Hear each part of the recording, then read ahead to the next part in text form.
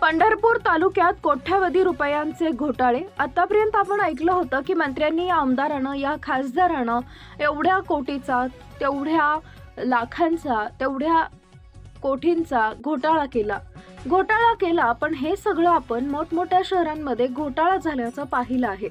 परंतु पंढरपूर तालुक्यातील सर्वात मोठं गाव म्हणून ओळख असणारे करकंब व सर्वात मोठी ग्रामपंचायत म्हणून प्रसिद्ध असणाऱ्या या करकंब गावामध्ये वर्षाला कोट्यावधी रुपयांचा घोटाळा होतो आणि त्याच्याकडे प्रशासन व संबंधित अधिकारी मुद्दामून कानाडोळा करत असतात।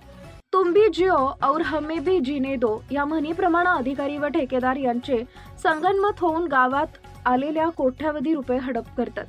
याचं कारण असं आहे की काही दिवसांपूर्वी करकंब मधील काही शेतकऱ्यांनी जनशक्ती संघटनेचे संस्थापक अध्यक्ष अतुल खुपसे यांची भेट घेऊन करकंब मध्ये होणाऱ्या भ्रष्टाचाराचा पाढाच वाचला। हे ऐकून अतुल खुपसे यांनी डोक्यालाच हात लावला। याचं झालं असं की मौजे करकंब तालुका पंढरपूर या ठिकाणी कोट्यावधी रुपयांचे 2 पाझर तलावाचे साठवण तलावात रूपांतर करण्याची कामं मंजूर झाली आहेत व याचं काम ठेकेदारांनी सुरू केले। परंतु अतिशय निकृष्ट दर्जाची कामं झाल्याचं शेतकऱ्यांनी सांगितले व याची माहिती संबंधित अधिकाऱ्यांकडून घेतली। अधिकाऱ्यांनीही अर्धवट माहिती दिली।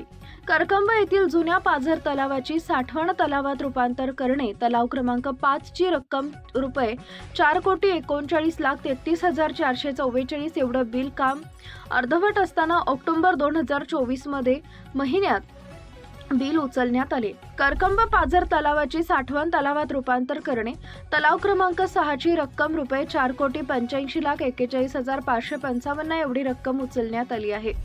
सदरची कामे अर्धवट स्वरूपात असताना संगनमत करून सदरचे करोडो रुपये हडपले। पाणी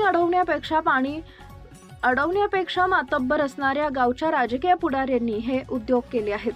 नंतर जनशक्ती संघटनेचे संस्थापक अध्यक्ष अतुल खुपसे यांनी वरिष्ठ अधिकाऱ्यांना माहिती मागितली। त्यांनीही या गोष्टीकडे दुर्लक्ष करून माहिती देण्यास टाळाटाळ केली, कोणतीही दखल घेतली नाही। त्यामुळे जनशक्ती संघटनेचे संस्थापक अध्यक्ष यांच्या लक्षात आलं की खरोखरच या करकंब मधील कष्टकरी गोरगरीब जनतेच्या पैशाची लूट होत आहे।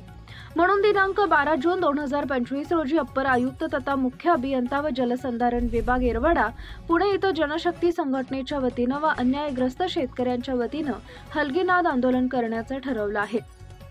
या निर्ढावलेल्या प्रशासनाला व अधिकाऱ्यांना याची जाग येईल व या मनमानी कारभाराला चाप बसेल व शेतकऱ्यांना न्याय मिळेल।